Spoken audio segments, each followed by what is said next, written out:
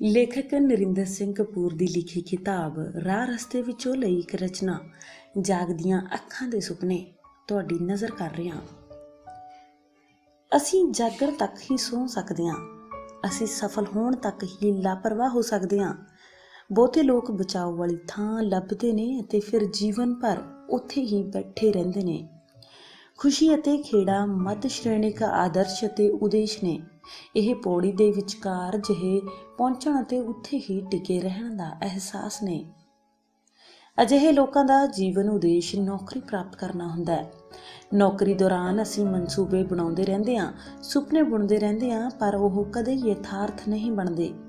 ਨੌਕਰੀ ਦਾ ਇੱਕ ਮਾੜਾ ਪੱਖ ਇਹ ਵੀ ਹੈ ਕਿ ਇਹ ਸਾਡੇ ਤੋਂ ਨੌਕਰੀ ਛੱਡਣ ਦੀ ਹਿੰਮਤ ਖੋਹ ਲੈਂਦੀ ਹੈ। ਨੌਕਰੀ ਦੀ ਪਕੜ ਇੰਨੀ ਪੀਡੀ ਹੋ ਜਾਂਦੀ ਹੈ ਕਿ ਸੇਵਾ ਮੁਕਤ ਹੋਣ ਵੇਲੇ ਵੀ ਹਰ ਕਿਸੇ ਦੀ ਇਹੀ ਇੱਛਾ ਹੁੰਦੀ ਹੈ ਕਿ ਕੁਝ ਸਾਲ ਨੌਕਰੀ ਕਰਨ ਲਈ ਹੋਰ ਮਿਲ ਜਾਣ। ਦੂਜੇ ਪਾਸੇ ਉਹ ਲੋਕ ਨੇ ਜਿਹੜੇ ਵਪਾਰ ਦੇ ਖਤਰੇ ਮੁੱਲ ਲੈਂਦੇ ਨੇ ਜਾਂ ਕੁਝ ਉਪਜਾਉਣ ਦਾ ਉਪਰਾਲਾ ਕਰਦੇ ਨੇ ਅਤੇ ਦੌਲਤਮੰਦ ਹੋ ਨਿਬੜਦੇ ਨੇ। ਆਮ ਕਰਕੇ ਦੌਲਤਮੰਦ ਵਪਾਰ ਅਤੇ ਉਤਪਾਦਨ ਦੇ ਖੇਤਰ ਨਾਲ ਸੰਬੰਧਿਤ ਹੁੰਦੇ ਨੇ। ਇਸ ਦਾ ਕਾਰਨ ਇਹ ਹੈ ਕਿ ਉਹਨਾਂ ਵਿੱਚ ਖਤਰੇ ਮੁੱਲ ਲੈਣ, ਘਾਟਿਆਂ ਤੇ ਹਾਰਾਂ ਨੂੰ ਬਰਦਾਸ਼ਤ ਕਰਨ, ਨਵੀਆਂ ਚੁਣੌਤੀਆਂ ਦਾ ਸਾਹਮਣਾ ਕਰਨ ਅਤੇ ਆਪਣੇ ਕੀਤੇ ਫੈਸਲਿਆਂ ਦੇ ਨਤੀਜੇ ਭੁਗਤਣ ਦਾ ਜਿਗਰਾ ਹੁੰਦਾ ਹੈ। ਉਹ ਸੂਰਜ ਵਾਂਗ ਨਿਰੰਤਰ ਕਾਰਜਸ਼ੀਲ ਰਹਿੰਦੇ ਨੇ।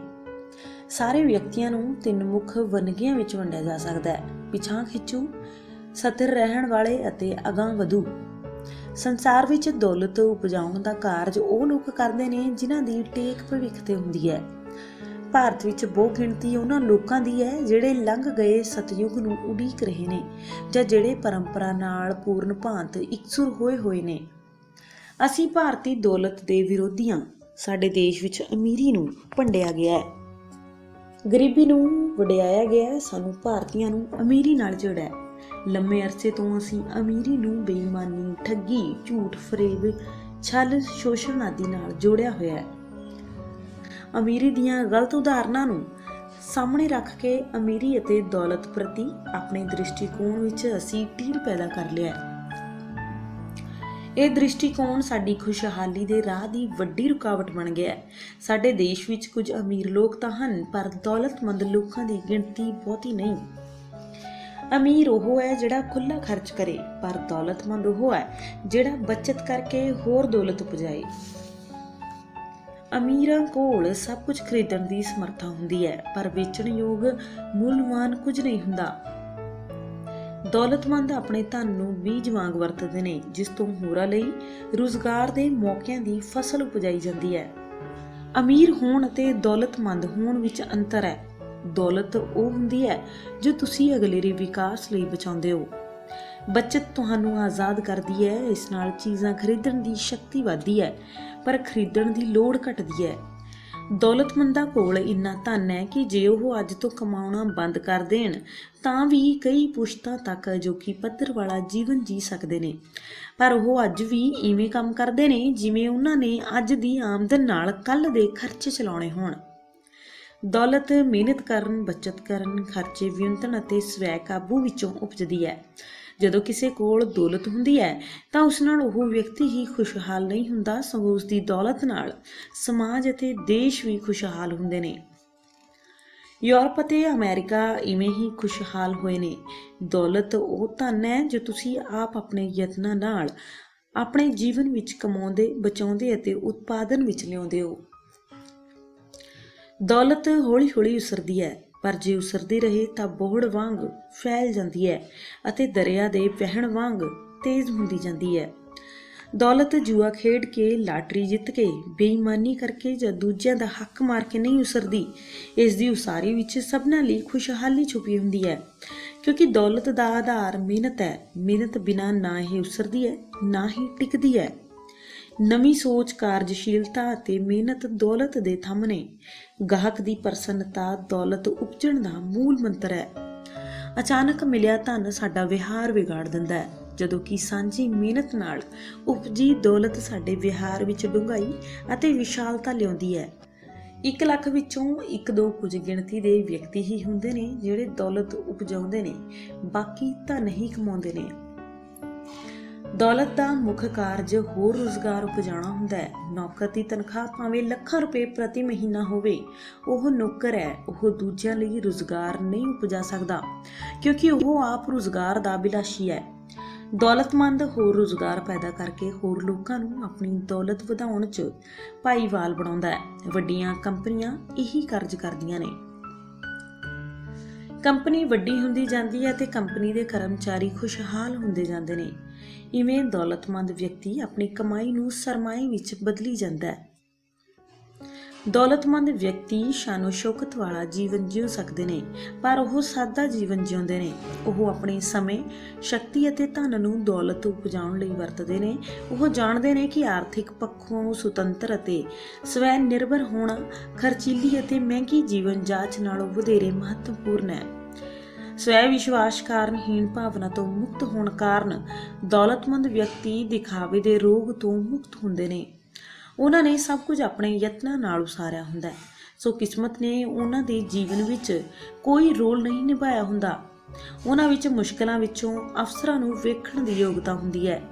ਇੱਕ ਵਾਰੀ ਜਦੋਂ ਇੱਕ ਵਪਾਰੀ ਦੂਰ ਦੇ ਇੱਕ ਸ਼ਹਿਰ ਦੇ ਹੋਟਲ ਵਿੱਚ ਰਿਹਾ ਤਾਂ ਜਦੋਂ ਸਵੇਰੇ ਉਸਨੇ ਅਖਬਾਰ ਮੰਗਿਆ ਤਾਂ ਉਸਨੂੰ ਜਾਣ ਕੇ ਹੈਰਾਨੀ ਹੋਈ ਕਿ ਇੰਨੇ ਵੱਡੇ ਸ਼ਹਿਰ ਵਿੱਚੋਂ ਕੋਈ ਅਖਬਾਰ ਨਹੀਂ ਸੀ ਛਪਦਾ ਅਤੇ ਬਾਹਰਲੇ ਅਖਬਾਰ ਦੁਪਹਿਰ ਤੋਂ ਪਿੱਛੋਂ ਪਹੁੰਚਦੇ ਸਨ। ਉਸਨੇ ਨਿਰਾਸ਼ ਸਥਿਤੀ ਵਿੱਚੋਂ ਮੌਕਾ ਵੇਖਿਆ ਅਤੇ ਉਸ ਸ਼ਹਿਰ ਵਿੱਚੋਂ ਉਸ ਵੱਲੋਂ ਜਾਰੀ ਕੀਤੇ ਅਖਬਾਰ ਨੇ ਉਸ ਇਲਾਕੇ ਦੇ ਹੀ ਨਹੀਂ, ਉਸ ਰਾਜ ਦੇ ਵਿਕਾਸ ਵਿੱਚ ਵੀ ਉੱਘਾ ਰੋਲ ਨਿਭਾਇਆ। ਕੋਈ ਵੀ ਵਿਅਕਤੀ ਦਿਨ ਵਿੱਚ ਕੇਵਲ 8 ਘੰਟੇ ਕੰਮ ਕਰਕੇ ਨਾ ਅਮੀਰ ਹੋ ਸਕਦਾ ਹੈ, ਨਾ ਖੁਸ਼ਹਾਲ ਅਤੇ ਨਾ ਹੀ ਦੌਲਤਮੰਦ। ਜੇਕਰ ਅਸੀਂ 8 ਘੰਟੇ ਵੀ ਕੰਮ ਨਹੀਂ ਕਰਦੇ ਤਾਂ ਕਾਰਨ ਕਿਧਰੇ ਲੱਭਣ ਜਾਣ ਦੀ ਲੋੜ ਨਹੀਂ ਕਿ ਅਸੀਂ ਖੁਸ਼ਹਾਲ ਕਿਉਂ ਨਹੀਂ ਹਾਂ। ਕਿੰਨੇ ਕੰਮ ਨੇ ਜਿਹੜੇ ਅਸੀਂ ਪੂਰੇ ਕਰਦੇ ਹਾਂ। ਕੰਮ ਨੂੰ ਬਿਨਾਂ ਪੂਰੇ ਕੀਤਿਆਂ ਕੋਈ ਵਿਕਾਸ ਨਹੀਂ ਵਾਪਰਦਾ ਤੇ ਕੋਈ ਵੀ ਚੀਜ਼ ਅੱਗੇ ਨਹੀਂ ਆ ਸਕਦੀ। ਅਧੂਰੇ ਕਾਰਜ ਕਦੇ ਵੀ ਖੁਸ਼ਹਾਲੀ, ਵਿਕਾਸ ਜਾਂ ਸਫਲਤਾ ਦੇ ਪੜਾਅ ਨਹੀਂ ਬਣਦੇ। ਕਰਨ ਤੋਂ ਬਿਨਾਂ ਕੁਝ ਨਹੀਂ ਵਾਪਰਦਾ। ਸਿਆਣਾ ਵਿਅਕਤੀ ਹਾਲਾਤ ਨੂੰ ਬਦਲਣ ਦੀ ਥਾਂ ਆਪਣੇ ਆਪ ਨੂੰ ਪ੍ਰਸਥਿਤੀਆਂ ਅਨੁਸਾਰ ਢਾਲਣ ਲੱਗ ਪੈਂਦਾ ਹੈ, ਜਦੋਂ ਕਿ ਕਾਰਜਸ਼ੀਲ ਵਿਅਕਤੀ ਸਥਿਤੀਆਂ ਨੂੰ ਆਪਣੇ ਅਨੁਸਾਰ ਢਾਲਦੇ ਨੇ। ਇਸ ਭਾਵਨਾ ਵਿੱਚੋਂ ਹੀ ਰੁਜ਼ਗਾਰ ਉਪਜਦੇ ਨੇ। ਕਾਰਜਸ਼ੀਲ ਹੀ ਦੌਲਤ ਉਪਜਾਉਂਦੇ ਨੇ। ਜਿੱਥੇ ਗਾਹਕ ਦਾ ਨਿਰਾਦਰ ਹੁੰਦਾ ਹੈ, ਉਹ ਵਪਾਰ ਜਾਂ ਅਦਾਰੇ ਜਲਦੀ ਲੋਪ ਹੋ ਜਾਂਦੇ ਨੇ।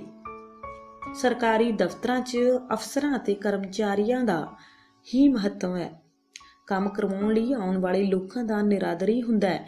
ਇਹੀ ਕਾਰਨ ਹੈ ਕਿ ਸਰਕਾਰੀ ਨੌਕਰੀਆਂ ਫੈਲਣ ਦੀ ਥਾਂ ਸੁੰਗੜਨ ਲੱਗ ਪਈਆਂ ਨੇ ਅਤੇ ਨਿੱਜੀ ਖੇਤਰ ਆਪਣੀ ਚੰਗੇਰੀ ਕਾਰਗੁਜ਼ਾਰੀ ਕਾਰਨ ਬਲਵਾਨ ਹੋ ਰਿਹਾ ਹੈ।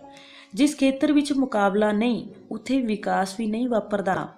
ਹਰ ਚੀਜ਼ ਦੀ ਅੰਤਲੀ ਪਰਖ ਮਾਰਕੀਟ ਵਿੱਚ ਹੋਵੇਗੀ। ਜੇ ਅਸੀਂ ਆਪਣੀ ਕਾਰਗੁਜ਼ਾਰੀ ਨਹੀਂ ਸੁਧਾਰਾਂਗੇ ਤਾਂ ਸਾਡੇ ਗਾਹਕ ਸਾਨੂੰ ਛੱਡ ਜਾਣਗੇ। ਹਰ ਵਿਅਕਤੀ ਹਰ ਵੇਲੇ ਜਾਂ ਕੁਝ ਵੇਚ ਰਿਹਾ ਹੁੰਦਾ ਹੈ ਜਾਂ ਕੁਝ ਖਰੀਦ ਖਰਚ ਵਰਤ ਰਿਹਾ ਹੁੰਦਾ ਹੈ। ਕਿਸੇ ਵਸਤ ਦੇ 3 ਪ੍ਰਮੁੱਖ ਪੱਖ ਹੁੰਦੇ ਨੇ: ਵਸਤ ਦਾ ਗੁਣ, ਵਸਤ ਦੀ ਕੀਮਤ ਅਤੇ ਵੇਚਣ ਵਾਲੇ ਦਾ ਵਿਹਾਰ। ਇੱਕੋ ਪ੍ਰਕਾਰ ਦੀਆਂ ਵਸਤਾਂ ਅਤੇ ਕੀਮਤਾਂ ਵਿੱਚ ਵਿੱਥ ਲਗਭਗ ਮਿਟਦੀ ਜਾ ਰਹੀ ਹੈ। ਅੰਤਰ ਕੇਵਲ ਦੁਕਾਨਦਾਰ ਦੇ ਵਿਹਾਰ ਦਾ ਰਹਿ ਗਿਆ ਹੈ। ਜਿਹੜਾ ਦੁਕਾਨਦਾਰ ਗਾਹਕਾਂ ਨੂੰ ਸੰਤੁਸ਼ਟ ਅਤੇ ਪ੍ਰਸੰਨ ਕਰੇਗਾ, ਬਾਜ਼ਾਰ ਅਤੇ ਮੁਕਾਬਲੇ ਵਿੱਚ ਉਹੀ ਟਿਕ ਸਕੇਗਾ। ਭੈੜੇ ਵਿਹਾਰ ਵਾਲੇ ਅਫਸਰਾਂ ਅਤੇ ਕਰਮਚਾਰੀਆਂ ਦਾ ਵੀ ਭੈੜੇ ਵਿਹਾਰ ਵਾਲੇ ਦੁਕਾਨਦਾਰਾਂ ਵਾਂਗ ਕੋਈ ਭਵਿੱਖ ਨਹੀਂ। ਮਾੜੀ ਕਾਰਗੁਜ਼ਾਰੀ ਵਾਲੇ ਸਕੂਲਾਂ, ਹਸਪਤਾਲਾਂ, ਬੈਂਕਾਂ ਆਦਿ ਦਾ ਵੀ ਕੋਈ ਭਵਿੱਖ ਨਹੀਂ ਹੈ। ਹੁਣ ਹਰ ਕਿਸੇ ਨੂੰ ਆਪਣੇ ਯਤਨਾਂ ਨਾਲ ਹੀ ਅਮੀਰ ਜਾਂ ਗਰੀਬ ਬਣਨਾ ਪਏਗਾ। ਹੁਣ ਵੇਚਣ ਵਾਲੇ ਦੀ ਨਹੀਂ, ਖਰੀਦਣ ਵਾਲੇ ਦੀ ਮਰਜ਼ੀ ਚੱਲੇਗੀ। ਪ੍ਰਸੰਨ ਗਾਹਕ ਮਾਲਕ ਲਈ ਦੌਲਤ ਉਪਜਾਉਣ ਦਾ ਕਾਰਜ ਕਰਦੇ ਨੇ। ਮਾਰਕੀਟ ਵਿੱਚ ਅਸੀਂ ਵਸਤਾਂ ਨਹੀਂ ਖਰੀਦਦੇ, ਅਸੀਂ ਆਪਣੀਆਂ ਸਮੱਸਿਆਵਾਂ ਦੇ ਹੱਲ ਖਰੀਦਦੇ ਹਾਂ। ਦੌਲਤਮੰਦਾਂ ਨੂੰ ਆਪਣੀ ਮਿਹਨਤ ਵਿੱਚ ਵਿਸ਼ਵਾਸ ਅਤੇ ਆਪਣੀ ਯੋਗਤਾ ਵਿੱਚ ਭਰੋਸਾ ਹੁੰਦਾ ਹੈ। ਹਰੇਕ ਵੱਡੀ ਕੰਪਨੀ ਆਪਣੀ ਮਿਹਨਤ ਦੇ ਅਨੁਪਾਤ ਵਿੱਚ ਹੀ ਸਫਲ ਹੋਈ ਹੈ। ਹਰ ਸਧਾਰਨ ਵਿਅਕਤੀ ਨੂੰ ਆਪਣੇ ਘਰ ਵਿੱਚ ਮੰਜੇ ਦੀ ਥਾਂ ਪਲੰਘ ਲਿਆਉਣ ਵਾਸਤੇ ਲਗਭਗ 20 ਸਾਲ ਮਿਹਨਤ ਕਰਨੀ ਪਏਗੀ। ਦੌਲਤਮੰਦ ਪਰਿਵਾਰਾਂ ਦੀ ਸੰਤਾਨ ਜਿਸ ਖੇਤਰ ਵਿੱਚ ਵੀ ਜਾਂਦੀ ਹੈ, ਉੱਥੇ ਹੀ ਮੌਕੇ ਪੈਦਾ ਕਰਦੀ ਹੈ। ਪੰਜਾਬ ਦੇ ਹੀ ਇੱਕ ਵਿਅਕਤੀ ਨੇ ਇੱਕ ਬੈਂਕ ਨੂੰ ਪ੍ਰਫੁੱਲਿਤ ਕੀਤਾ, ਲਗਭਗ 20,000 ਪਰਿਵਾਰਾਂ ਨੂੰ ਰੁਜ਼ਗਾਰ ਦਿੱਤਾ। ਜਦੋਂ ਉਸਦਾ ਚਲਾਣਾ ਹੋਇਆ ਤਾਂ ਇਹਨਾਂ ਪਰਿਵਾਰਾਂ ਦੇ ਲਗਭਗ 1 ਲੱਖ ਜੀਆਂ ਦੀ 2 ਲੱਖ ਅੱਖ ਰੋ ਰਹੀ ਸੀ। ਦੌਲਤਮੰਦ ਵਿਅਕਤੀ ਸਮਾਜ ਅਤੇ ਦੇਸ਼ ਵਿੱਚ ਗਰੀਬੀ ਖਤਮ ਕਰਨ ਦਾ ਕਾਰਜ ਕਰਦੇ ਨੇ। ਇਹਨਾਂ ਦਾ ਜੀਵਨ ਖਰਚੀਲਾ ਨਹੀਂ, ਸਾਦਾ ਹੁੰਦਾ ਹੈ। ਵੇਖਿਆ ਗਿਆ ਹੈ ਕਿ ਜਿਨ੍ਹਾਂ ਨੇ ਮਿਹਨਤਾਂ ਕੀਤੀਆਂ ਨੇ, ਦੌਲਤ ਕਮਾਈ ਹੈ, ਉਹ ਆਦਤਾਂ ਵਿੱਚ ਸਦਾ ਸਾਦੇ ਹੁੰਦੇ ਨੇ, ਜਦੋਂ ਕਿ ਜਿਨ੍ਹਾਂ ਨੂੰ ਧਨ ਵਿਰਸੇ ਜਾਂ ਜਾਇਦਾਦ ਦੇ ਰੂਪ ਵਿੱਚ ਮਿਲਿਆ ਹੁੰਦਾ ਹੈ, ਉਹ ਆਪਣੀ ਅਯੋਗਤਾ ਛੁਪਾਉਣ ਲਈ ਮਹਿੰਗੀਆਂ ਚੀਜ਼ਾਂ ਪਹਿਨਦੇ ਵਰਤਦੇ ਨੇ ਅਤੇ ਬਣਾਵਟੀ ਅਤੇ ਓਪਰਾ ਜੀਵਨ ਜਿਉਂਦੇ ਨੇ। ਕਈ ਲੋਕਾਂ ਨੂੰ ਗਲਤ ਅਤੇ ਮਹਿੰਗੀਆਂ ਚੀਜ਼ਾਂ ਖਰੀਦਣ ਅਤੇ ਨਿਰੰਤਰ ਚੀਜ਼ਾਂ ਖਰੀਦਦੇ ਰਹਿਣ ਦਾ ਰੋਗ ਹੁੰਦਾ ਹੈ। ਲੋੜ ਤੋਂ ਬਿਨਾਂ ਖਰੀਦੀਆਂ ਚੀਜ਼ਾਂ ਚਿੰਤਾ ਉਪਜਾਉਂਦੀਆਂ ਨੇ ਅਤੇ ਅਜਿਹੀ ਚਿੰਤਾ ਸਾਡੀ ਕਾਰਜ ਕੁਸ਼ਲਤਾ ਨੂੰ ਘਟਾਉਂਦੀ ਹੈ। ਅਜਿਹੇ ਵਿਅਕਤੀ ਆਪਣੇ ਆਪ ਨੂੰ ਚੀਜ਼ਾਂ ਨਾਲ ਘੇਰ ਲੈਂਦੇ ਨੇ। ਜਿਵੇਂ ਵਿਦਵਤਾ ਇਸ ਗੱਲ ਵਿੱਚ ਹੁੰਦੀ ਹੈ ਕਿ ਕਹਿਣ ਲਈ ਬਹੁਤ ਕੁਝ ਹੋਣਾ ਪਰ ਚੁੱਪ ਰਹਿਣਾ, ਐਵੇਂ ਹੀ ਸਿਆਣਪ ਇਸ ਗੱਲ ਵਿੱਚ ਹੁੰਦੀ ਹੈ ਕਿ ਸਭ ਕੁਝ ਖਰੀਦਣ ਦੀ ਸਮਰੱਥਾ ਹੋਣੀ ਪਰ ਕੁਝ ਨਾ ਖਰੀਦਣਾ। ਜੀਵਨ ਦੇ ਸਾਰੇ ਸੁੱਖ ਹੋਣੇ ਪਰ ਕਿਸੇ ਸੁੱਖ ਦੀ ਲੋੜ ਨਾ ਪੈਣੀ ਤੰਦਰੁਸਤੀ ਦਾ ਪ੍ਰਮਾਣ ਹੁੰਦਾ ਹੈ। ਸਭ ਕੁਝ ਹੋਣ ਦੇ ਬਾਵਜੂਦ ਸਾਦੇ ਰਹਿਣਾ ਸੱਚੀ ਅਮੀਰੀ ਹੈ। ਅਮੀਰ ਅਤੇ ਖੁਸ਼ਹਾਲ ਜਾਪਾਨੀ ਵਪਾਰੀ ਕਹਿੰਦੇ ਨੇ, ਗਾਹਕ ਨੂੰ ਆਉਣ ਦਿਓ, ਮੁਨਾਫਾ ਨਾਲ ਆਵੇਗਾ। ਪ੍ਰਸੰਨ ਗਾਹਕ ਹੋਰ ਗਾਹਕਾਂ ਨੂੰ ਲਿਆਉਣ ਦਾ ਵਸੀਲਾ ਬਣਦਾ ਹੈ। ਜਿੱਥੇ ਗਾਹਕਾਂ ਦੀ ਭਰਮਾਰ ਹੋਵੇ ਉੱਥੇ ਬਾਜ਼ਾਰ ਬਣਦਿਆਂ ਦੇਰ ਨਹੀਂ ਲੱਗਦੀ। ਬਾਜ਼ਾਰਾਂ ਵਿੱਚ ਜਿੰਨੀ ਵਧੇਰੇ ਚਹਿਲ ਪਹਿਲ ਹੋਵੇਗੀ, ਉਸ ਦੇਸ਼ ਦੀ ਦੌਲਤ ਅਤੇ ਖੁਸ਼ਹਾਲੀ ਵਿੱਚ ਵੀ ਓਨਾ ਹੀ ਵਧੇਰੇ ਵਾਧਾ ਹੋਏਗਾ।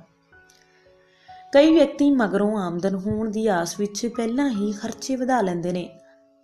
ਅਜਿਹੇ ਵਿਅਕਤੀ ਨਾ ਕੇਵਲ ਪਰਛਾਵਿਆਂ ਪਿੱਛੇ ਦੌੜਦੇ ਨੇ, ਉਹ ਆਪਣੇ ਹੀ ਕਦਮਾਂ ਵਿੱਚ ਅੜ ਕੇ ਡਿੱਗ ਵੀ ਪੈਂਦੇ ਨੇ। ਪਹਿਲਾਂ ਕਮਾਉਣਾ, ਫਿਰ ਖਰਚ ਕਰਨਾ ਅਤੇ ਕਮਾਈ ਵਿੱਚੋਂ ਕੁਝ ਲਗਾਤਾਰ ਬਚਾਉਣਾ ਅਤੇ ਜਿਹੜੇ ਇਸ ਬਚਾਏ ਨੂੰ ਸਰਮਾਏ ਵਿੱਚ ਬਦਲਣਾ ਸਿੱਖ ਲੈਂਦੇ ਨੇ, ਉਹਨਾਂ ਨੂੰ ਮਾਇਕ ਪੱਖੋਂ ਕਿਸੇ ਤੇ ਨਿਰਭਰ ਨਹੀਂ ਰਹਿਣਾ ਪੈਂਦਾ।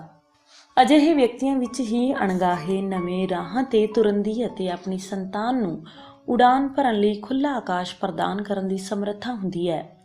ਵੇਖਿਆ ਗਿਆ ਕਿ ਜਿਹੜੇ ਦੌਲਤਮੰਦ ਹੁੰਦੇ ਨੇ, ਉਹਨਾਂ ਕੋਲ ਅਕਸਰ ਉਚੇਰੀ ਵਿੱਦਿਆ ਨਹੀਂ ਹੁੰਦੀ ਅਤੇ ਜਿਨ੍ਹਾਂ ਕੋਲ ਉਚੇਰੀ ਵਿੱਦਿਆ ਹੁੰਦੀ ਹੈ, ਉਹ ਦੌਲਤਮੰਦ ਨਹੀਂ ਹੁੰਦੇ। ਇਸ ਵਰਤਾਰੇ ਦੇ ਕਾਰਨ ਜਾਣਨ ਦੀ ਲੋੜ ਹੈ। ਜਿਹੜੇ ਲੋਕ ਉਚੇਰੀ ਵਿੱਦਿਆ ਪ੍ਰਾਪਤ ਕਰਦੇ ਨੇ, ਉਹ ਕੇਵਲ ਨੌਕਰੀ ਜੋਗੇ ਰਹਿ ਜਾਂਦੇ ਨੇ। ਉਚੇਰੀ ਵਿੱਦਿਆ ਪ੍ਰਾਪਤ ਕਰਦੇ ਕਰਦੇ ਉਹ ਕੁਝ ਕਰ ਗੁਜ਼ਰਨ ਦੀ ਸਮਰੱਥਾ, ਸਮਾਂ ਅਤੇ ਮੌਕੇ ਗੁਆ ਦਿੰਦੇ ਨੇ। ਉਚੇਰੀ ਵਿੱਦਿਆ ਪ੍ਰਾਪਤ ਕਰਨ ਵਾਲੇ ਵਿਅਕਤੀ ਸਿਧਾਂਤਕ ਹੋ ਜਾਂਦੇ ਨੇ। ਕੁਝ ਕਰਨ ਦੇ ਪੱਖੋਂ ਉਹਨਾਂ ਦਾ ਸਰੀਰ ਜਵਾਨੀ ਵਿੱਚ ਹੀ ਬੁੱਢਾ ਹੋ ਜਾਂਦਾ ਹੈ। ਉਹ ਕਾਰਜਾਂ ਦੀ ਥਾਂ ਵਿਚਾਰਾਂ ਵਿੱਚ ਵਧੇਰੇ ਰੁੱਝਦੇ ਨੇ। ਉਚੇਰੀ ਵਿੱਦਿਆ ਪ੍ਰਾਪਤ ਕਰਕੇ ਅਸੀਂ ਸਿਆਣੇ ਹੋ ਜਾਂਦੇ ਹਾਂ ਕਿ ਨਹੀਂ, ਇਹ ਨਿਸ਼ਚੇ ਨਾਲ ਨਹੀਂ ਕਿਹਾ ਜਾ ਸਕਦਾ, ਪਰ ਇਹ ਨਿਸ਼ਚੇ ਨਾਲ ਕਿਹਾ ਜਾ ਸਕਦਾ ਹੈ ਕਿ ਅਸੀਂ ਕੋਈ ਅਮਲੀ ਕਾਰਜ ਕਰਨ ਦੇ ਖੇਤਰ ਵਿੱਚੋਂ ਬਾਹਰ ਨਿਕਲ ਜਾਂਦੇ ਹਾਂ। ਵਧੇਰੇ ਸਿਧਾਂਤਕ ਹੋਣ ਕਰਕੇ ਅਸੀਂ ਵਿਚਾਰ ਚਰਚਾ ਇੰਨੀ ਵਧੇਰੇ ਕਰ ਲੈਂਦੇ ਹਾਂ ਕਿ ਕੋਈ ਠੋਸ ਫੈਸਲਾ ਕਰ ਵੀ ਲਈਏ ਤਾਂ ਬੜੀ ਜਲਦੀ ਸਾਨੂੰ ਉਸ ਫੈਸਲੇ ਵਿੱਚੋਂ ਮੋਰੀਆਂ ਵਿਖਾਈ ਦੇਣ ਲੱਗ ਪੈਂਦੀਆਂ ਨੇ। ਇਵੇਂ ਸਾਡੀ ਸੋਚਣ ਸ਼ਕਤੀ ਸਾਡੀ ਤਾਕਤ ਹੋਣ ਦੀ ਥਾਂ ਸਾਡੀ ਕਮਜ਼ੋਰੀ ਹੋ ਨਿਬੜਦੀ ਹੈ। ਸਾਰੇ ਗਿਆਨੀ ਗਿਆਨ ਦੇ ਰੋਗ ਨਾਲ ਪੀੜਤ ਨੇ। ਉਹਨਾਂ ਦਾ ਵਿਹਾਰ ਸੋਚ ਨਾਲ ਫੈਲਣ ਦੀ ਥਾਂ ਸੁੰਗੜਨ ਲੱਗ ਪੈਂਦਾ ਹੈ। ਜਿਹੜੀਆਂ ਲੜਾਈਆਂ ਵਿਦਵਾਨ ਲੜਦੇ ਨੇ, ਤੌਬਾ ਤੌਬਾ, ਸਾਡੇ ਦੇਸ਼ ਦੀ ਡਿਗਰੀਆਂ ਵਾਲੀ ਜਵਾਨੀ ਇਸੇ ਰੋਗ ਤੋਂ ਪੀੜਤ ਹੈ। ਇਸ ਵਰਗ ਦੀ ਸ਼ਰਧਾ ਕੇਵਲ ਸਰਕਾਰੀ ਨੌਕਰੀ ਪ੍ਰਤੀ ਹੈ, ਬਾਕੀ ਸਭ ਖੇਤਰਾਂ ਪ੍ਰਤੀ ਨਫ਼ਰਤ ਹੀ ਨਫ਼ਰਤ ਹੈ। ਸਾਡੇ ਦੇਸ਼ ਵਿੱਚ ਬੇਰੁਜ਼ਗਾਰੀ ਕੇਵਲ ਸਰਕਾਰੀ ਨੌਕਰੀਆਂ ਦੇ ਪੱਖੋਂ ਹੈ, ਬਾਕੀ ਸਾਰੇ ਖੇਤਰ ਖੁੱਲ੍ਹੇ ਨੇ ਜਿੱਥੇ ਵੰਗਾਰਾਂ ਦਾ ਹੜ੍ਹ ਆਇਆ ਹੋਇਆ ਹੈ। ਇਸ ਪ੍ਰਵਿਰਤੀ ਦੇ ਅੰਦਰਵਾਰ ਇੱਕ ਹੋਰ ਸਮੱਸਿਆ ਹੈ। ਸਾਡੀ ਦਿਲਚਸਪੀ ਨੌਕਰੀ ਵਾਲੇ ਕੰਮ ਵਿੱਚ ਨਹੀਂ, ਮਿਲਣ ਵਾਲੀ ਤਨਖਾਹ ਅਤੇ ਸਹੂਲਤਾਂ ਵਿੱਚ ਹੁੰਦੀ ਹੈ। ਅਸੀਂ ਤਨਖਾਹ ਦੇ ਸ਼ਰਧਾਲੂ ਹਾਂ। ਇਹ ਸ਼ਰਧਾ ਕੇਵਲ ਸਰਕਾਰੀ ਨੌਕਰੀ ਵਿੱਚ ਹੀ ਪ੍ਰਗਟਾਈ ਜਾ ਸਕਦੀ ਹੈ। ਕਹਿੰਦੇ ਨੇ ਕਿ ਸਰਕਾਰੀ ਨੌਕਰੀ ਮਿਲਣੀ ਲੈਣੀ ਔਖੀ ਹੈ, ਕਰਨੀ ਔਖੀ ਨਹੀਂ ਹੁੰਦੀ। ਵਪਾਰ ਵਿੱਚ ਕੰਮ ਤਾਂ ਹਨ ਪਰ ਕਰਨੇ ਔਖੇ ਨੇ। ਕੇਵਲ ਔਖੀਆਂ ਜਿੱਤਾਂ ਹੀ ਮਾਣਯੋਗ ਹੁੰਦੀਆਂ ਨੇ। ਇਹ ਬੜੀ ਹੈਰਾਨੀ ਦੀ ਗੱਲ ਹੈ ਕਿ ਪੜ੍ਹੇ ਲਿਖੇ ਵਿਅਕਤੀ ਵਪਾਰ ਵਿੱਚ ਲੱਗੇ ਜਾਂ ਆਪਣਾ ਕੰਮ ਕਰਨ ਵਾਲੇ ਲੋਕਾਂ ਨੂੰ ਆਪਣੇ ਨਾਲੋਂ ਨੀਵਾਂ ਸਮਝਦੇ ਨੇ। ਇਹ ਪ੍ਰਵਿਰਤੀ ਕੇਵਲ ਗਰੀਬ ਦੇਸ਼ਾਂ ਵਿੱਚ ਹੀ ਹੈ ਅਤੇ ਇਸ ਪ੍ਰਵਿਰਤੀ ਕਾਰਨ ਹੀ ਇਹ ਦੇਸ਼ ਗਰੀਬ ਨੇ। ਇਹ ਵੀ ਗਰੀਬ ਦੇਸ਼ਾਂ ਵਿੱਚ ਹੀ ਹੈ ਕਿ ਇੱਥੇ ਨਿੱਕੀਆਂ ਨਿੱਕੀਆਂ ਸਰਕਾਰੀ ਨੌਕਰੀਆਂ ਤੇ ਲੱਗੇ ਵਿਅਕਤੀ ਦੌਲਤ ਉਪਜਾਉਣ ਵਾਲੇ ਵਪਾਰੀਆਂ, ਉਦਯੋਗਪਤੀਆਂ ਨੂੰ ਤੰਗ ਪਰੇਸ਼ਾਨ ਕਰਦੇ ਨੇ। ਇਹ ਸਾਡਾ ਦੁਰਭਾਗ ਹੈ ਕਿ ਇੱਥੇ ਉਦਯੋਗਪਤੀਆਂ ਦੀ ਉਪਜਾਈ ਦੌਲਤ ਦਾ ਸੁੱਖ ਮਾਣਨ ਵਾਲੇ ਦੌਲਤ ਉਪਜਾਉਣ ਵਾਲਿਆਂ ਨੂੰ ਮੁਸ਼ਕਲਾਂ ਵਿੱਚ ਪਾਉਂਦੇ ਨੇ। ਜਿਸ ਦੇਸ਼ ਵਿੱਚ ਦੌਲਤ ਉਪਜਾਉਣ ਵਾਲਿਆਂ ਦਾ ਮਹੱਤਵ ਉਜਾਗਰ ਨਹੀਂ ਹੁੰਦਾ, ਉਸ ਦੇਸ਼ ਦੀ ਆਰਥਿਕ ਸਥਿਤੀ ਬਦਲਣ ਦੀ ਸੰਭਾਵਨਾ ਵੀ ਨਹੀਂ ਹੋਏਗੀ। ਜਿਹੜੇ ਦੌਲਤਮੰਦ ਹੁੰਦੇ ਨੇ ਉਹਨਾਂ ਨੇ ਕਿਤਾਬੀ ਜਾਂ ਸਿਧਾਂਤਕ ਗਿਆਨ ਦੀ ਥਾਂ ਵਿਹਾਰਕ ਗਿਆਨ ਨੂੰ ਤਰਜੀਹ ਦਿੱਤੀ ਹੁੰਦੀ ਹੈ। ਉਹਨਾਂ ਦੀ ਸੰਤਾਨ ਉਚੇਰੀ ਵਿੱਦਿਆ ਦੇ ਮਹੱਤਵ ਨੂੰ ਸਮਝਦੀ ਹੈ, ਪਰ ਉਦੇਸ਼ਹੀਣ ਪ੍ਰਾਪਤ ਕੀਤੀ ਵਿੱਦਿਆ ਦਾ ਉਹਨਾਂ ਲਈ ਕੋਈ ਮਹੱਤਵ ਨਹੀਂ ਹੁੰਦਾ। ਉਹ ਲੰਮੀਆਂ ਬਹਿਸਾਂ ਵਿੱਚ ਨਹੀਂ ਪੈਂਦੇ। ਉਹ ਫੈਸਲੇ ਸੋਚ ਸਮਝ ਕੇ ਕਰਦੇ ਨੇ, ਪਰ ਫੈਸਲੇ ਕਰਕੇ ਫਿਰ ਨਹੀਂ ਸੋਚਦੇ। ਜਦੋਂ ਕਿ ਉਚੇਰੀ ਵਿੱਦਿਆ ਪ੍ਰਾਪਤ ਕਰਨ ਵਾਲਿਆਂ 'ਚ ਵਿੱਦਿਆ ਪ੍ਰਾਪਤ ਕਰਦਿਆਂ ਹਰ ਚੀਜ਼ ਲਈ ਉਤਸ਼ਾਹ ਅਤੇ ਜੋਸ਼ ਮੱਠਾ ਪੈ ਜਾਂਦਾ ਹੈ ਅਤੇ ਉਚੇਰੀ ਵਿੱਦਿਆ ਵਾਲਿਆਂ ਨੂੰ ਸੰਭਾਵਨਾਵਾਂ ਨਾਲੋਂ ਸੀਮਾਵਾਂ ਮਿਲਣ ਵਾਲੇ ਲਾਭਾਂ ਨਾਲੋਂ ਪੈਣ ਵਾਲੇ ਘਾਟੇ ਵਧੇਰੇ ਦਿਖਾਈ ਦੇਣ ਲੱਗ ਪੈਂਦੇ ਨੇ। ਪ੍ਰਯੋਗ ਕਰਨਾ ਜਾਂ ਜੋਖਮ ਵਾਲਾ ਫੈਸਲਾ ਕਰਨਾ ਉਹਨਾਂ ਦੇ ਵੱਸ ਵਿੱਚ ਨਹੀਂ ਰਹਿੰਦਾ। ਨਿਰਸੰਦੇਹ ਦੌਲਤ ਅਤੇ ਸਿਧਾਂਤਕ ਵਿੱਦਿਆ ਵਿਚਕਾਰ ਰਿਸ਼ਤਾ ਵਿਸੰਗਤੀ ਅਤੇ ਵਿਰੋਧ ਵਾਲਾ ਹੈ। ਬਹੁਤ ਅਧਿਕ ਵਿੱਦਿਆ ਪ੍ਰਾਪਤ ਵਿਅਕਤੀ ਇਸ ਕਰਕੇ ਧਨਵਾਨ ਨਹੀਂ ਹੁੰਦੇ ਕਿਉਂਕਿ ਉਹ ਧਨਵਾਨ ਬਣਨ ਵਾਲੀ ਉਮਰ ਅਤੇ ਫੈਸਲੇ ਕਰਨ ਦਾ ਸਮਾਂ ਇਮਤਿਹਾਨਾਂ ਅਤੇ ਡਿਗਰੀਆਂ ਦੀ ਭੇਟ ਚੜਾ ਦਿੰਦੇ ਨੇ। ਗਰੀਬ ਦੇਸ਼ਾਂ ਵਿੱਚ ਛੁੱਟੀਆਂ ਵਧੇਰੇ ਹੁੰਦੀਆਂ ਨੇ ਅਤੇ ਛੁੱਟੀਆਂ ਵਧੇਰੇ ਹੋਣ ਕਰਕੇ ਇਹ ਦੇਸ਼ ਗਰੀਬ ਹੀ ਰਹਿੰਦੇ ਨੇ। ਪਿੱਛੇ ਜਿਹੇ ਇੱਕ ਲੇਖਕ ਨੇ ਕਰੋੜਪਤੀ ਕਿਵੇਂ ਬਣੀਏ ਸਿਰਲੇਖ ਵਾਲੀ ਪੁਸਤਕ ਲਿਖੀ ਅਤੇ ਆਪਣੀ ਪੁਸਤਕ ਦੇ ਪ੍ਰਚਾਰ ਲਈ ਕਈ ਥਾਈਂ ਭਾਸ਼ਣ ਦਿੱਤੇ। ਉਸ ਨੂੰ ਅਕਸਰ ਪੁੱਛਿਆ ਗਿਆ ਕਿ ਤੁਸੀਂ ਦੂਜਿਆਂ ਨੂੰ ਕਰੋੜਪਤੀ ਬਣਨ ਦੇ ਢੰਗ ਤਰੀਕੇ ਤਾਂ ਦੱਸਦੇ ਹੋ, ਪਰ ਤੁਸੀਂ ਆਪ ਕਰੋੜਪਤੀ ਕਿਉਂ ਨਹੀਂ ਬਣੇ? ਉਸ ਦਾ ਉੱਤਰ ਇਹ ਸੀ ਕਿ ਉਸਨੇ ਗਲਤੀ ਇਹ ਕੀਤੀ ਕਿ ਉਸਨੇ ਜੀਵਨ ਦੇ 4 ਦਹਾਕੇ ਪ੍ਰੀਖਿਆਵਾਂ ਪਾਸ ਕਰਨ ਵਿੱਚ ਹੀ ਲਗਾ ਦਿੱਤੇ ਅਤੇ ਇਵੇਂ ਕਮਾਉਣ ਵਾਲੇ 20 ਕੀਮਤੀ ਵਰ੍ਹੇ ਗਵਾ ਦਿੱਤੇ। ਦੌਲਤ ਇਸ ਗੱਲ ਦੀ ਪਰਵਾਹ ਨਹੀਂ ਕਰਦੀ ਕਿ ਇਸ ਦੇ ਮਾਲਕ ਅਨਪੜ੍ਹ ਹਨ ਜਾਂ ਪੜ੍ਹੇ ਲਿਖੇ, ਭਾਰਤ ਦੇ ਵਾਸੀ ਹਨ ਜਾਂ ਅਮਰੀਕਾ ਦੇ ਵਾਸੀ। ਉਪਰੋਕਤ ਚਰਚਾ ਦਾ ਅਰਥ ਇਹ ਨਹੀਂ ਲੈਣਾ ਚਾਹੀਦਾ ਕਿ ਉਚੇਰੀ ਵਿੱਦਿਆ ਨਹੀਂ ਲੈਣੀ ਚਾਹੀਦੀ, ਪਰ ਇਹ ਯਾਦ ਰੱਖਣਾ ਜ਼ਰੂਰੀ ਹੈ ਕਿ ਅਮਲ ਵਿਹੂਣੀ ਉਚੇਰੀ ਵਿੱਦਿਆ ਤੁਹਾਨੂੰ ਅਪੰਗ ਬਣਾ ਕੇ ਕੇਵਲ ਨੌਕਰੀ ਜੋਗਾ ਕਰ ਦੇਵੇਗੀ, ਪਰ ਨੌਕਰੀ ਮਿਲੇਗੀ ਨਹੀਂ। ਜੇ ਤੁਸੀਂ ਆਪਣਾ ਕੰਮ ਕਰਨਾ ਹੈ ਜਾਂ ਵਪਾਰ ਜਾਂ ਉਤਪਾਦਨ ਦੇ ਖੇਤਰ ਵਿੱਚ ਜਾਣਾ ਹੈ ਤਾਂ ਉਹੀ ਵਿੱਦਿਆ ਚੰਗੀ ਹੈ ਜਿਹੜੀ ਤੁਹਾਡੇ ਵਿੱਚ ਵਿਉਂਤੇ ਹੋਏ ਕੰਮ ਕਰਨ ਦੀ ਯੋਗਤਾ ਅਤੇ ਸਮਰੱਥਾ ਨੂੰ ਵਧਾਵੇ। ਨਹੀਂ ਤਾਂ ਵਿੱਦਿਆ ਹੀ ਤੁਹਾਡੇ ਰਾਹ ਦੀ ਰੁਕਾਵਟ ਬਣ ਜਾਏਗੀ। ਸਾਡੇ ਸਮਾਜ ਵਿੱਚ ਪੜ੍ਹੇ ਲਿਖੇ ਲੋਕਾਂ ਦੀ ਨੁਮਾਇਸ਼ੀ ਅਮੀਰੀ ਨੂੰ ਸਮਾਜ ਪ੍ਰਵਾਨਗੀ ਦੀ ਨਜ਼ਰ ਨਾਲ ਨਹੀਂ ਵੇਖਦਾ। ਚਮਕਦਾਰ ਮਹਿੰਗੇ ਕੱਪੜਿਆਂ ਵਾਲੇ ਪ੍ਰੋਫੈਸਰ ਜਾਂ ਹੀਰੇ ਦੀਆਂ ਮੁੰਦਰੀਆਂ ਵਾਲੇ ਡਾਕਟਰ ਆਦਿ ਨੂੰ ਆਪਣੇ ਕਿੱਤੇ ਵਿੱਚ ਮਾਹਰ ਨਹੀਂ ਸਮਝਿਆ ਜਾਂਦਾ। ਸਮਾਜ ਆਸ ਕਰਦਾ ਹੈ ਕਿ ਉਹ ਸਾਦੇ ਰਹਿਣ ਅਤੇ ਆਪਣੇ ਧਨ ਦੀ ਨੁਮਾਇਸ਼ ਨਾ ਲਾਉਣ, ਜਦੋਂ ਕਿ ਸਮਾਜ ਇਹਨਾਂ ਨੂੰ ਆਰਥਿਕ ਚਿੰਤਾਵਾਂ ਤੋਂ ਮੁਕਤ ਹੋਣ ਦੀ ਪ੍ਰਵਾਨਗੀ ਖਿੜੇ ਮੱਥੇ ਦਿੰਦਾ ਹੈ। ਜੇ ਤੁਸੀਂ ਆਰਥਿਕ ਪੱਖੋਂ ਸੁਤੰਤਰ ਨਹੀਂ ਤਾਂ ਤੁਹਾਨੂੰ ਆਪਣਾ ਢੇਰ ਸਾਰਾ ਸਮਾਂ, ਸ਼ਕਤੀ ਅਤੇ ਸੋਚ ਇਸ ਪੱਖ ਪ੍ਰਤੀ ਚਿੰਤਾ ਕਰਦਿਆਂ ਗੁਜ਼ਾਰਨੀ ਪਵੇਗੀ। ਇਸ ਚਿੰਤਾ ਦਾ ਇਲਾਜ ਆਮਦਨ ਖਰਚ ਦਾ ਬਜਟ ਬਣਾਉਣਾ ਹੈ। ਪਰੇਸ਼ਾਨ ਲੋਕ ਬਜਟ ਬਣਾਏ ਜਾਂ ਆਮਦਨ ਖਰਚ ਵਿਉਂਤੇ ਬਿਨਾਂ ਜੀਵਨ ਗੁਜ਼ਾਰਦੇ ਨੇ, ਇਸੇ ਲਈ ਪਰੇਸ਼ਾਨ ਰਹਿੰਦੇ ਨੇ। ਜਿਸ ਖੇਡ ਦੇ ਨੇਮ ਨਹੀਂ ਹਨ ਉਹ ਖੇਡ ਖੇਡਣ ਦੇ ਕੋਈ ਅਰਥ ਵੀ ਨਹੀਂ ਹੋਣਗੇ। ਕਈ ਲੋਕ ਸਫਲਤਾ ਨੂੰ ਕਿਸਮਤ ਨਾਲ ਜੋੜਦੇ ਨੇ। ਇਹ ਆਦਤ ਕੇਵਲ ਅਸਫਲ ਲੋਕਾਂ ਵਿੱਚ ਹੁੰਦੀ ਹੈ। ਤਾਸ਼ ਦੇ ਪੱਤੇ ਵੰਡ ਦਿੱਤੇ ਜਾਂਦੇ ਨੇ, ਪੱਤੇ ਨਹੀਂ ਬਦਲੇ ਜਾ ਸਕਦੇ, ਪਰ ਆਪਣੇ ਅਨੁਭਵ ਅਤੇ ਤਜਰਬੇ ਨਾਲ ਅਸੀਂ ਆਪਣੀ ਦੁੱਖੀ ਨਾਲ ਦੂਜੇ ਦੇ ਯੱਕੇ ਨੂੰ ਮਾਤ ਪਾ ਸਕਦੇ ਹਾਂ। ਤਾਸ਼ ਦੇ ਮਿਲੇ ਪੱਤੇ ਸਾਡੀ ਕਿਸਮਤ ਹੁੰਦੇ ਨੇ। ਅਸੀਂ ਖੇਡਦੇ ਕਿਵੇਂ ਆ ਇਹ ਸਾਡੀ ਯੋਗਤਾ ਹੋਏਗੀ। ਜੇ ਸ਼ਤਰੰਜ ਖੇਡਣੀ ਆਉਂਦੀ ਹੋਵੇ ਤਾਂ ਕਈ ਵਾਰੀ ਪਿਆਦਾ ਵੀ ਬਾਦਸ਼ਾਹ ਨੂੰ ਘੇਰ ਲੈਂਦਾ ਹੈ। ਕਈ ਵਿਅਕਤੀ ਸਮਝਦੇ ਨੇ ਕਿ ਉਹਨਾਂ ਦਾ ਨਿਸ਼ਾਨਾ ਸਪਸ਼ਟ ਹੋ ਗਿਆ ਹੈ, ਸੋ ਉਹ ਨਿਸ਼ਚਿੰਤ ਹੋ ਕੇ ਸੋ ਜਾਂਦੇ ਨੇ ਅਤੇ ਸੁੱਤੇ ਰਹਿੰਦੇ ਨੇ। ਦੌਲਤਮੰਦ ਵਿਅਕਤੀ ਕੰਜੂਸ ਨਹੀਂ ਹੁੰਦੇ, ਸੰਜਮੀ ਹੁੰਦੇ ਨੇ। ਵੇਖਿਆ ਗਿਆ ਕਿ ਜਦੋਂ ਤੁਸੀਂ ਅਚਾਨਕ ਮਿਲੇ ਪੈਸਿਆਂ ਨਾਲ ਆਪਣੀ ਸਮਰੱਥਾ ਨਾਲੋਂ ਵਧੇਰੇ ਮਹਿੰਗੀ ਕੋਈ ਚੀਜ਼ ਖਰੀਦੋਗੇ ਤਾਂ ਤੁਹਾਨੂੰ ਲਗਾਤਾਰ ਕਈ ਮਹਿੰਗੀਆਂ ਚੀਜ਼ਾਂ ਖਰੀਦਣੀਆਂ ਪੈਣਗੀਆਂ, ਨਹੀਂ ਤਾਂ ਪਹਿਲੀਆਂ ਖਰੀਦੀਆਂ ਮਹਿੰਗੀਆਂ ਚੀਜ਼ਾਂ ਬੜੀਆਂ ਅਜੀਬ ਲੱਗਣਗੀਆਂ। ਆਪਣੇ ਪੈਸਿਆਂ ਨਾਲੋਂ ਦੂਜਿਆਂ ਦੇ ਪੈਸੇ ਖਰਚਣੇ ਸੌਖੇ ਹੁੰਦੇ ਨੇ। ਆਪਣੇ ਬੱਚਿਆਂ ਨੂੰ ਤੁਸੀਂ ਜਿੰਨੇ ਵਧੇਰੇ ਪੈਸੇ ਦਿਓਗੇ ਉਹ ਓਨੇ ਘੱਟ ਬਚਾਉਣਗੇ, ਜਿੰਨੇ ਘੱਟ ਦਿਓਗੇ ਓਨੇ ਵੱਧ ਬਚਾਉਣਗੇ।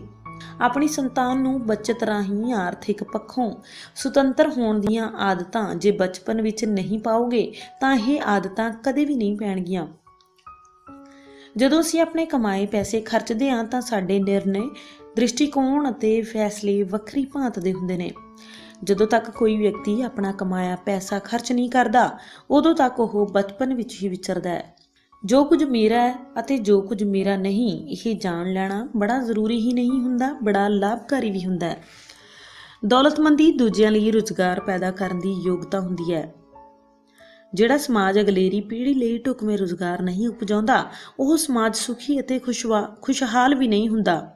ਸਮੱਸਿਆ ਸੰਸਾਰ ਨੂੰ ਸੁਧਾਰਨ ਦੀ ਨਹੀਂ, ਆਪਣੇ ਆਪ ਨੂੰ ਉਸਾਰੂ ਕਾਰਜਾਂ ਵਿੱਚ ਲਾਉਣ ਦੀ ਹੈ। ਹਾਰੇ ਹੋਏ ਲੋਕਾਂ ਦੇ ਹਨੇਰੇ ਵਿੱਚ ਸੂਰਜ ਚਾੜ੍ਹਨ ਦੀ ਹੈ। ਕਲਪਨਾ ਨੂੰ ਸਿਰਜਣਾ ਵਿੱਚ ਬਦਲਣ ਦੀ ਹੈ। ਵੇਲ ਨੂੰ ਦੌਲਤ ਵਿੱਚ ਪਲਟਾਉਣ ਦੀ ਹੈ। ਬੈਠਿਆਂ ਨੂੰ ਦੌੜਨ ਦੀ ਹਿੰਮਤ ਦੇਣ ਦੀ ਹੈ। ਨੌਕਰੀ ਲਈ ਤਰਲੇ ਮਿੰਨਤਾਂ ਕਰਨ ਵਾਲਿਆਂ 'ਚ ਮਾਲਕ ਬਣਨ ਦੀ ਪ੍ਰੇਰਨਾ ਤੇ ਉਤਸ਼ਾਹ ਉਪਜਾਉਣ ਦੀ ਹੈ ਅਤੇ ਜਾਗਦੀਆਂ ਅੱਖਾਂ ਨਾਲ ਸੁਪਨੇ ਵੇਖਣ ਦੀ ਹੈ।